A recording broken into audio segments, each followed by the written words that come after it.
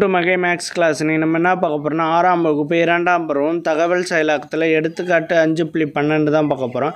இதுக்கு முன்னாடி வந்து எடுத்துக்காட்டு 5.11 வந்து வீடியோ போட்டுருக்கோம். அதோட லிங்க் வந்து டிஸ்கிரிப்ஷன்ல இருக்கு. பார்க்காதவங்க போய் பார்த்துட்டு வாங்க. இப்போ கணக்கு பார்க்கலாம். எடுத்துக்காட்டு 5.12 மர உருவ வரைபடத்தை எண்கோவையாக மாற்றுக. இங்கே ஒரு மர உருவ வரைபடம் கொடுத்துருக்காங்க. இந்த வரைபடத்தை வந்து நம்ம வந்து எண்கோவையாக மாற்றணும். ஃபஸ்ட்டு 2 தான் ஸ்ப்ளிட் பண்ணியிருக்காங்க ப்ளஸ்ஸில். அதில் லெஃப்ட் சைடில் உள்ளதை வந்து நம்ம ஃபஸ்ட்டு எடுத்துக்குவோம். அடுத்து வந்து ரைட் சைடில் உள்ளதை எடுத்துக்குவோம். லெஃப்ட் சைடில் மல்டிபிளில் வந்து 8 × 9 இருக்குது. இந்த டேர்மை ஒன்றையும் தனியாக எடுத்து எழுதுவோம். மல்டிபிள் சிம்பிள் போட்டு இதை ஒன்றையும் தனியாக எடுத்து எழுதுவோம். சரி, இப்படி எழுதக்கூடாது, இந்த மாதிரி எழுதுங்க. இந்த மாதிரி எழுதிக்கிட்டு அடுத்து 2வது டேர்ம் என்ன இருக்குதுன்னு பாருங்கள். அடுத்து ப்ளஸ்ஸில் இருக்குது 2வது டேர்மு.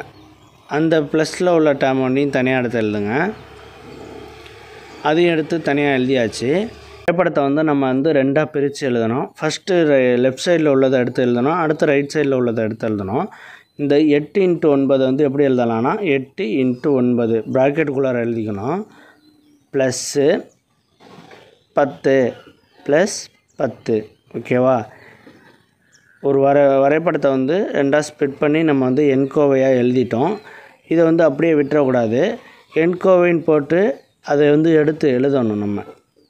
அப்போ தான் ஒரு நமக்கு வந்து ஆன்சரை வந்து ஃபினிஷ் பண்ண மாதிரி இருக்கும். ஓகேவா?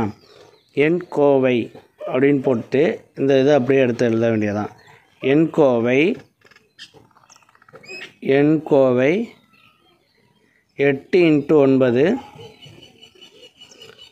+ 10 இந்த மாதிரி எடுத்து எழுதணும். அவ்வளோதான் இந்த கணக்கு. நெக்ஸ்ட் வீடியோவில் பார்க்கலாம். நம்ம இந்த வீடியோ பிடிச்சிருந்தால் லைக் பண்ணுங்கள், கமெண்ட் பண்ணுங்கள், ஷேர் பண்ணுங்கள், சப்ஸ்கிரைப் பண்ணுங்கள். அந்த பெல் பட்டன்